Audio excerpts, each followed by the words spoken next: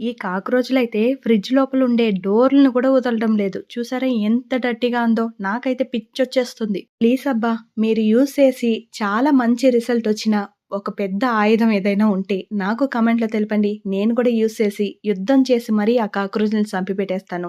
నాకైతే చూసి చూసి విసుగొచ్చేస్తుంది. అంగిట్లో దొరికే ప్రతి ప్రొడక్ట్ యూజ్ చేసి అయిపోయింది. అన్నీ పెట్టినా కూడా తినేసి తినేసి లావుగా నా కళ్ళ ముందరే తిరుగుతుంటే కోపం వస్తుందా లేదా? అంతలా కోపమొస్తుందనమాట. ఇక ఫ్రిడ్జ్‌ని కూడా వదలడం లేదు. అంత డర్టీ చేసి పెట్టేస్తుంది. ఇక ఫ్రిడ్జ్ క్లీనింగ్ అయిపోయిన తర్వాత మా కోసం అంటే నాకు, మా చిన్నోడి కోసం మాత్రమే చికెన్ ఫ్రై చేసుకుంటున్నాం. ఇక ఇద్దరు జీవులైతే తినరు. వాళ్ళని మేము పట్టించుకోం. మాకిష్టం కాబట్టి మేమిద్దరం మాత్రం తిని లాగించేస్తామనమాట. ఇక నైట్‌కేం చేయాలో తోచలేదని పొలంబుతా ఉంటే, మా ఆయన టమోటా రైస్ చేసేయి ఈజీగా పనైపోతుంది అన్నారు. ఇక డిన్నర్ పని కూడా కానిచ్చేసిన తర్వాత పిల్లలకి స్కూల్ రీఓపెన్ అవ్వబోతుంది. అందుకే బైండింగ్ పని స్టార్ట్ చేశామనమాట. మీ పిల్లలకు కూడా స్టార్ట్ అయిపోయిందా?